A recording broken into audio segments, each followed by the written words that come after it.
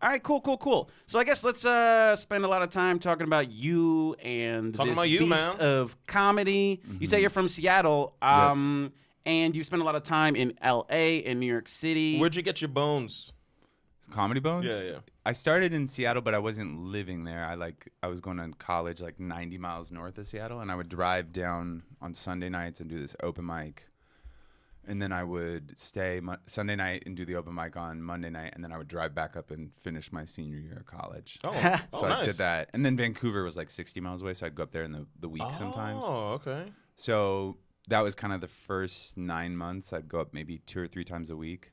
Well, let's backtrack. What got you into the art of stand-up? Like, what was the inciting incident? And you're like, I got to do this, or at least try it. You know what I mean? It's funny because I didn't know you could do it. Like, it was like, You didn't know it was a thing. like Yeah. honestly, like whenever I do like SNL packets, like I'm like, man, I wish somebody could have told me that I could do this when I was like 12. Same here. I didn't know it was a thing until I was like in my mid-20s. I was like, wait, you can get paid to be a dick or nobody, like, be stupid? Yeah, nobody told me. And so, but I worked at a summer camp, and I loved doing skits, like at the campfire. Like that was like, and then from that, I kind of wanted to go to film school.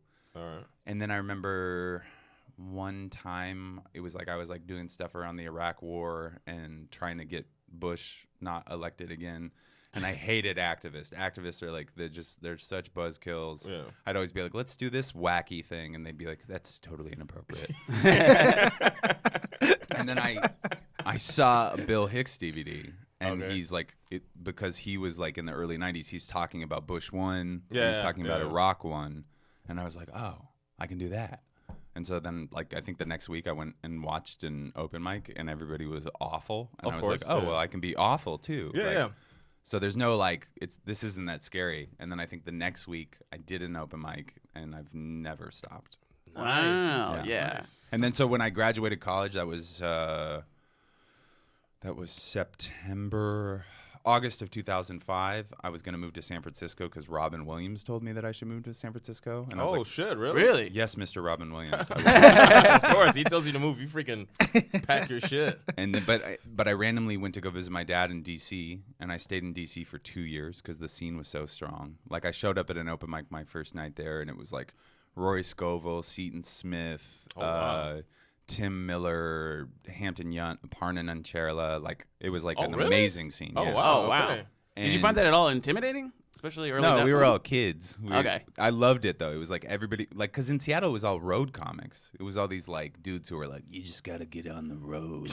And it was like a 40-year-old dude that lived in his car. And I was like, this can't be right. Doesn't sound like a good plan. You yeah. just got to get on the road. You just got to get on the road. Don't stop. It's like, I feel like there's some steps in between. Yeah, that. like, how do I get on the road? You got to make DVDs and sell them out of the back of your Honda.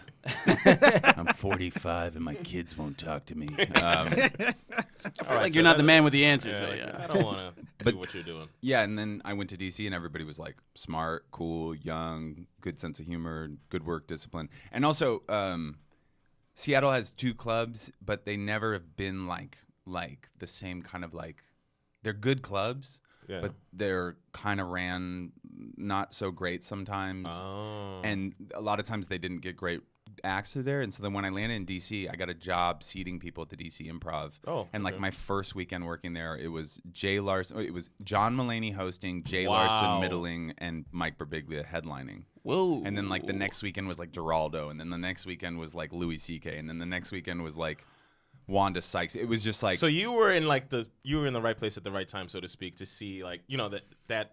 Do you know what I mean? Like you were in the right space. Because I always believe that you're where you're supposed to be. So like that wasn't a coincidence, kind of. Like, no, you're no. Like, oh wow, you see. And I got fired very quickly because I wouldn't work. I would just watch the shows. Yeah, of course. Yeah. I would hide. You're doing it right. Yeah, exactly. You know, Trying to talk to the comics, like, oh my gosh, great set. Da, da, da. And they're like, yo, dude, there's people, coats. What are you doing? They wanted me to clean menus between every seating. You'd see people, and then you would clean Well, like menus. laminated menus? Yeah, like wipe them off because people were disgusting. Dipping them in nacho Yeah, cheese. like, hey, man. Yeah, I would just hide and watch the show. Shit. Fucking stowaway. Yeah, and then was there for like 2 years. Moved up to New York. I went back to Seattle for like a minute because we had like a real nice alt scene there. It was kind of like comedians of comedy, kind of like good alt shows. Yeah. Some people were coming up there that were, Patton Oswalt, Patton would Maria come up, Bamford. Todd Barry, like those kind of people would come through. But like Reggie Watts was just starting in Seattle, like in the Brooklyn scene, right? No. Oh, He was in Seattle. He's from